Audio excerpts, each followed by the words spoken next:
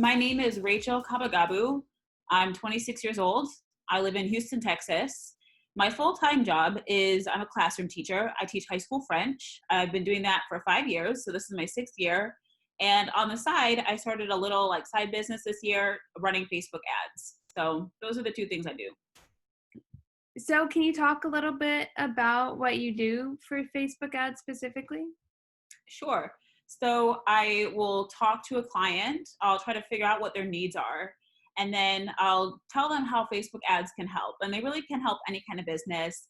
And then we'll run through the schedule. I'll say I can either make the ad or I can instruct them on how to make it themselves. But the clients I've had so far, I've made it for them. So I make it for them and then I get it into the system and I choose the days it's going to run. I choose the budget, and then I monitor it. So I had a client this past month, and at one point she wanted the ad to switch. So I made a different one, and I switched it, and then I looked at the two results and how they compared, and then decided to go with a better performing one. So that's basically what it is, helping the client figure out what their needs are, making the ad, and then running it for them and monitoring it. Awesome. So for girls who are interested in marketing, can you give a little behind the scenes of the tools and platforms you use and what you think is most helpful in that space? Yeah, well, so I just do Facebook ads. So the platform I really mainly use is Facebook. There's Facebook Business Manager. And so for anyone wanting to get into that, I would say start learning on how to do Business Manager, go on YouTube, look at video tutorials and see how it works because it is a little confusing. Maybe just get some practice managing a Facebook group or making some kind of practice business page. That way, if a client wants you to do that for them, you have that experience. Great. Thank you for sharing. And can you talk a little bit about how you started? What made you want to start this as a teacher? Yeah, so I just started grad school this fall as well. So I'm working on my master's and I Wow. wanted a little extra cash just to help me pay for my program. And so I found a course online and I've been looking at this course for almost a year, considering it, hearing things about it. And then I just went for it this past June. And I got through the course in about a month. And then I just started applying principles from the course and I got my first client. But it was really just my desire to earn some money for grad school and just to do something on the side because even though I do like teaching, I'm not sure that I want to do it forever, especially after everything that's happened with COVID and we're about to start this crazy school year. I'm starting on Tuesday and it's just a ridiculous setup that we have. And so Mhm. I just don't know that this is something I want to do long term. And that's also part of why I'm getting my master's too. So maybe if I ever want to leave the classroom, do something at home, I would have this business that I'm working on growing on the side. So what are you getting your master's in? I'm getting my master's in educational administration. So maybe an assistant principal, if I want to choose to stay in education. And if I choose to leave at some point, well, then that would help me let's say I decide to be a teacher for a couple more years and then leave. I would get paid a little bit extra because if you have your master's, you do earn a higher salary. And then I would be able to leave the classroom. So yeah, just that's what I'm doing it. But maybe one day I'll do Facebook ads full time. Yeah, well, good luck with your master's. Thanks. So, starting your own business and throughout the process, have you had any mentors? Did you have any initial inspiration? I wouldn't say that I've had mentors per se, but along with this course that I bought, there's a Facebook group and you have access to the Facebook group. And there are people that have been running ads for years. And so you just post a question and someone will answer it. And so those people have really been helping me a lot. I've asked so many questions. I've gotten all my questions answered and you can go back in the group, look at past questions, and the people who run the group, they are doing live trainings every single week. And so along with the past questions, asking current questions, you can still get trained on different topics. So there really is a lot there for just potential to get help and potential for growth. That sounds super cool. And for girls, especially since you just started your business kind of spontaneously, it sounds like, I mean, I know Yeah, there's a lot of lead up, but what would you say to a girl who feels like she's too young or too inexperienced but wants to start a business? I would say go for it. You're never too young to do anything. I'm a Christian, and there's a verse in the Bible that says, don't let anyone talk down to you because you're young. And I really think that like, that's so true. Like, you can apply your mind and you can like literally do anything. When I was in high school, I had friends start businesses. I had friends doing all kinds of things that are now like crazy successful. So if you like apply yourself like now, today, you'll get so much experience. Who knows where you're going to be in 10 years? Just get started. Like if you have a desire, teach yourself. There is so much available for free, like on YouTube, blogs, or buy a course and learn something. But to start saving for retirement, which I know seems super far away, or maybe saving up for a car or whatever, like just go for it, do your thing, and don't let anyone hold you back.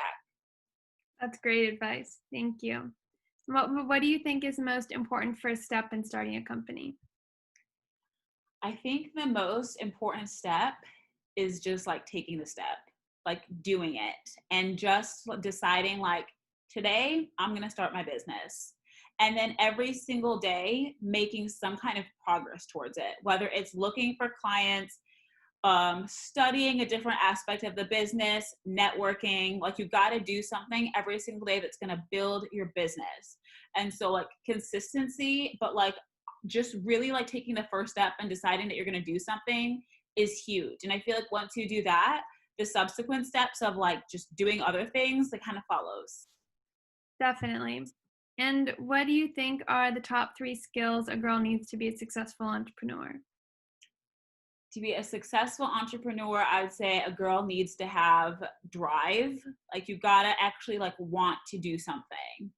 A girl needs to be consistent for the reasons I just explained. Like you don't just want to start it and then like never do anything with it. Like you have to be consistent with it. You have to make it a daily practice in doing something for your business. And I'd say number 3 is you need to have good interpersonal skills. You need to know how to converse with people, not just so that you can talk to your clients, but so that you can network with other business women, getting into Facebook groups, getting together with bloggers and just discussing with people different aspects, answering questions for people. That's huge. Just getting in there and networking could actually lead to more business opportunities in the future, or maybe some partnerships. So it's really important to know how to talk to people, how to answer people's questions effectively. And that way you can just continue to build your business and flourish.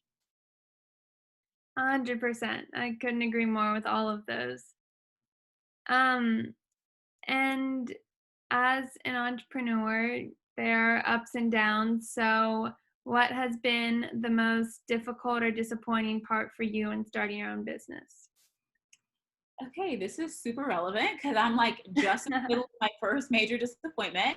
So I had my first client in August, and we had agreed that we were going to continue running her ads into September. So I sent her an email earlier this week, like, hey, let me know what you're thinking about running ads. We had talked like 2 weeks ago, and like she hasn't gotten back to me. She didn't email me at any point this week. I emailed her again today. She hasn't emailed me back. So I'm not sure if she doesn't want to do the ads anymore and she's like ghosting me essentially. I'm not sure if she is on vacation and just isn't looking at her email. I have no idea what's going on. But like to go from having a client and now like losing my only client feels really disappointing and discouraging. So to be honest, I'm just kind of like discouraged about it right now. But I know that like I need to keep trying, and like everyone has ups and downs, and I shouldn't let this stop me. But it is hard. Like when you have that disappointment, when things aren't going your way, when you lose clients, when you're not having any of that side income come in, it makes you want to stop. But like to really be successful, like as an entrepreneur or anything in life, you just got to keep going. You got to work through the disappointments. So that's what I'm going to try to do. What would you say to a girl, or what advice would you give to get through setbacks like these? I would say, like, it's okay to be disappointed. It's okay to feel the emotions and, like, to feel let down and, like, all your hard work was not, like, for nothing, but, like, all your hard work led up to this major disappointment. But, like, don't stay in that sad place. Like, you have to, like, pick yourself up, kind of, and just, like, get out of there and keep going. And just know that every hugely, wildly successful business today has had ups and downs. No one does anything successful without having some low points. And so I would say to any girl out there that's trying to get through this, like, have your moment, be sad, but then just know that you got to keep going. You just have to pursue, you have to get over it. Like in life, there's going to be disappointments, like in friend relationships, in boyfriend, girlfriend relationships, in business, whatever. But if you let things keep you down, you're really just going to stifle your own growth. And if you want to like get to the place where you are super successful, you're growing a lot personally, you just have to learn how to like put your disappointments out of your mind and just continue going. That is so true. I hope the girls listening remember that. Not, I mean, like you said, not even just in business. Mm-hmm. So, on the flip side, what has been your most satisfying moment as a leader of your own company? The most satisfying moment was like getting my own client. Definitely, like that was huge. It was just so exhilarating to know that like the hard work I'd put in through getting through this course, looking for a client acquisition, all that, like it actually led up to like real tangible results. And so that for me was huge. I'm just really happy that I had that moment. And so I'm like going to use that feeling to carry me through this disappointment to getting my next client, because I know like if I did it one time, I can do it again. I'd say another big thing was like getting on the phone and like making cold phone calls, like calling someone that I did not have a relationship with. That was really scary for me too, because I just finished this course.